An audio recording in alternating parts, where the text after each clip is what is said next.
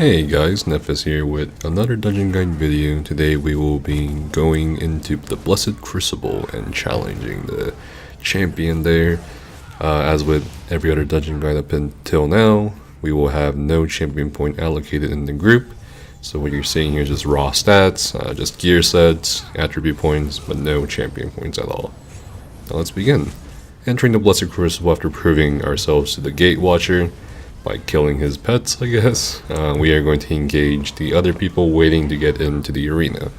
Now, it's possible to just pull one side at a time, but we just felt, I guess, we were confident enough to pull both sides. So if your group is not comfortable with pulling both sides over here, just take it very slow, one at a time.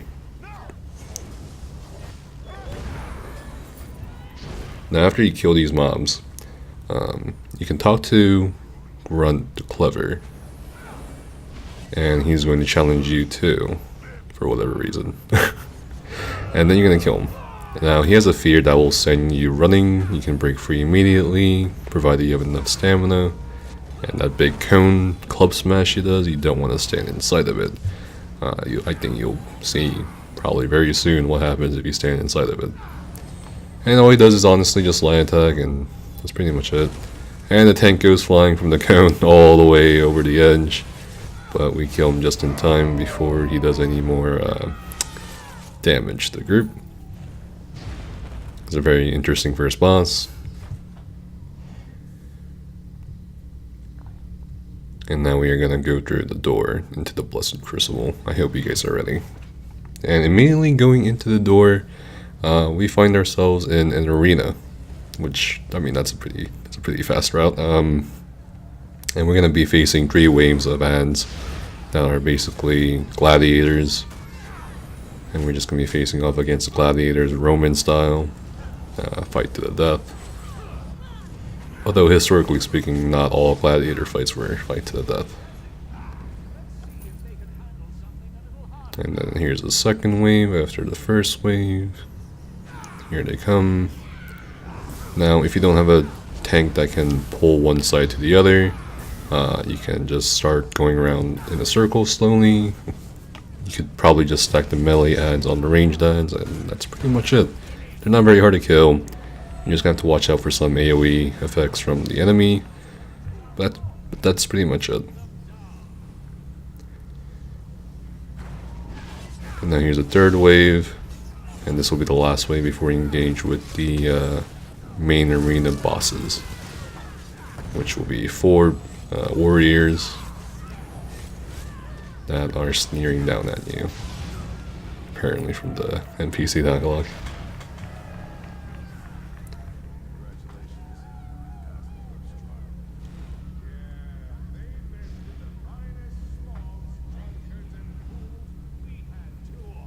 Lots of spectators for the not very well known arena, and they start the fight by fighting dirty. They just light attack me a few times and then come down.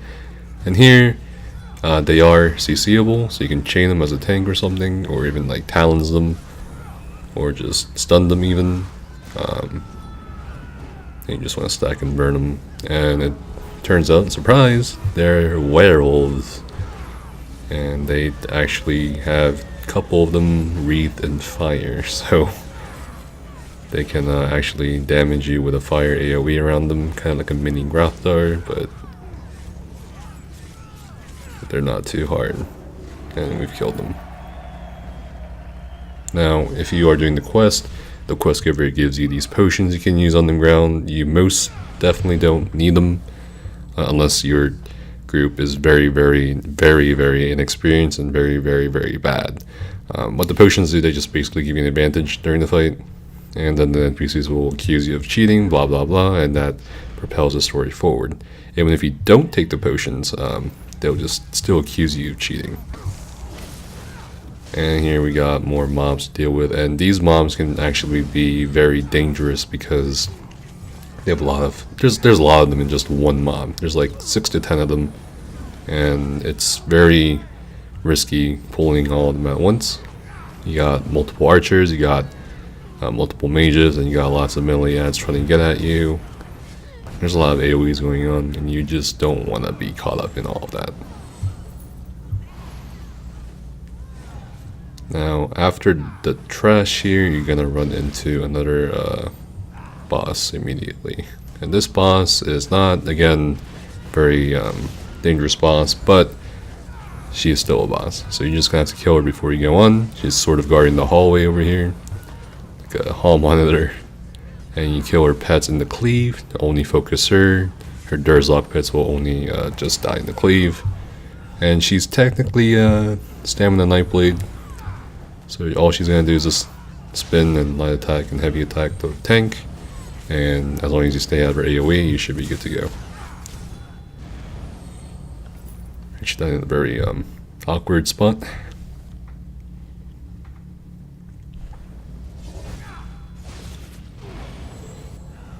And then you're going to enter yet another arena. I guess the Blessed Crucible includes multiple arenas, and this is the Frozen Arena. And you can actually aggro every single mob here. You can like tap. There's 3 mobs, and tapping each one ad from each mob will aggro all 3 mobs. But if your group's not comfortable with that, just do one at a time, and eventually the story of the dungeon will make it so that they actually end up fighting each other.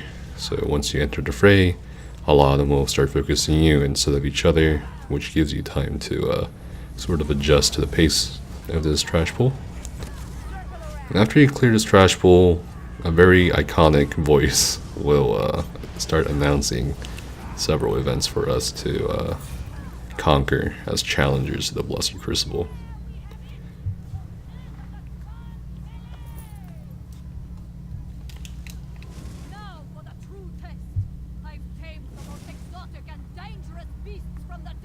It's pretty cool to think that they actually paid someone to use that voice for money.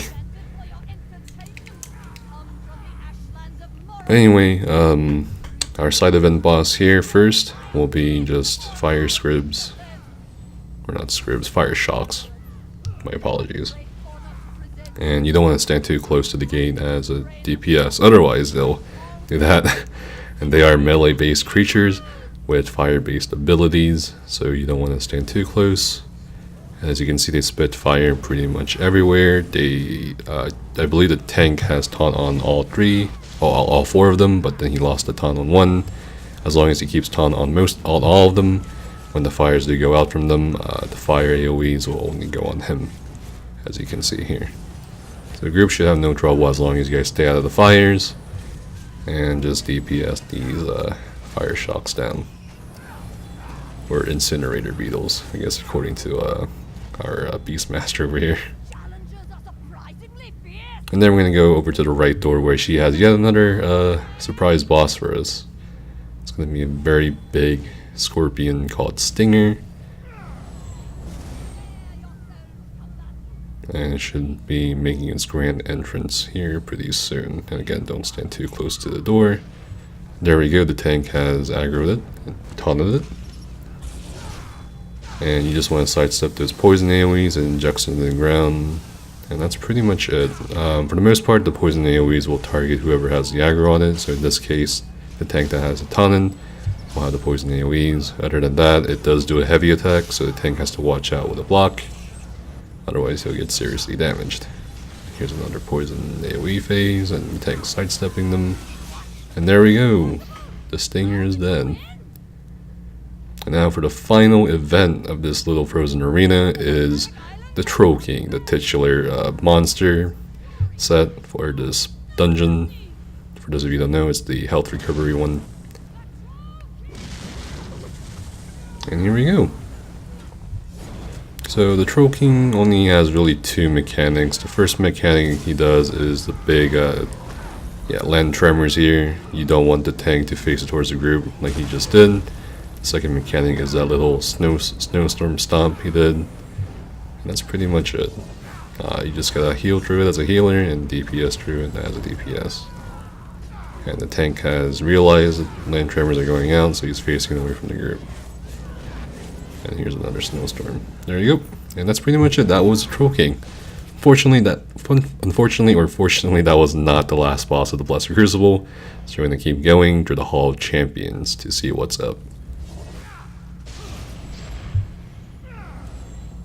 And in the Hall of Champions, there's a lot of neutral NPCs. However, the Durzogs are kind of like the watchdogs from Blackheart Haven, and if they aggro on you, the other mobs will aggro on them. Or rather, the other mobs will aggro on you. And if they do, it's no biggie. Just kill the ads, and you're good to go. Be very careful with the archers in here. There are quite a lot of them. The mages do hurt quite a bit.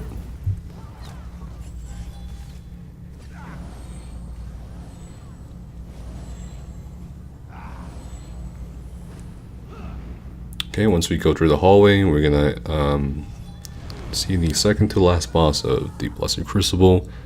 It's basically a fire mage, and he will actually show us a mechanic the last boss does. And all he does is summon a fire atro right there, which shields him. And you want to kill the fire atro instead of DPSing through that huge shield, and then he'll be vulnerable again. And this is what the final boss of Blessed Crucible also does, in addition to other mechanics.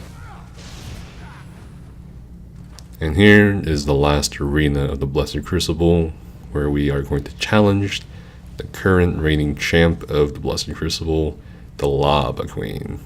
Not a very impressive title, to be honest, but I'd have gone with something, I don't know, a bit more extravagant than the Lava Queen. Probably like, I don't know, the Queen of Fire or something.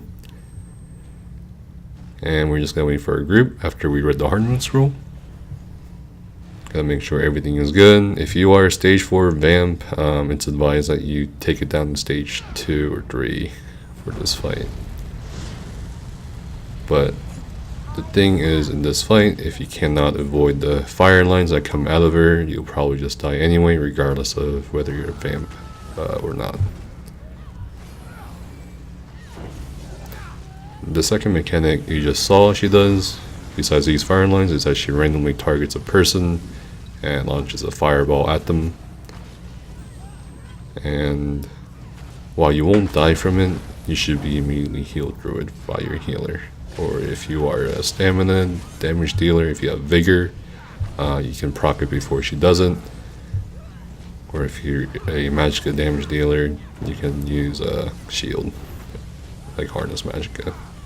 And here we have that fire atro mechanic where she's shielded. However, we can't rush back into the fight because she's doing this Taco Tuesday bullshit.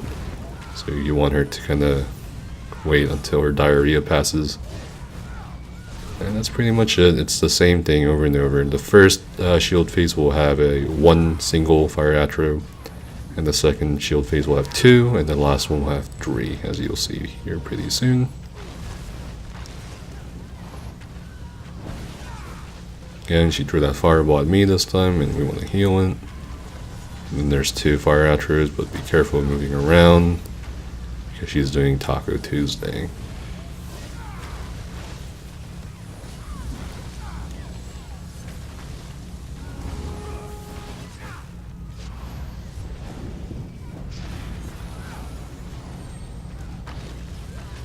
And it's pretty much repeat and rinse and repeat until you have her killed.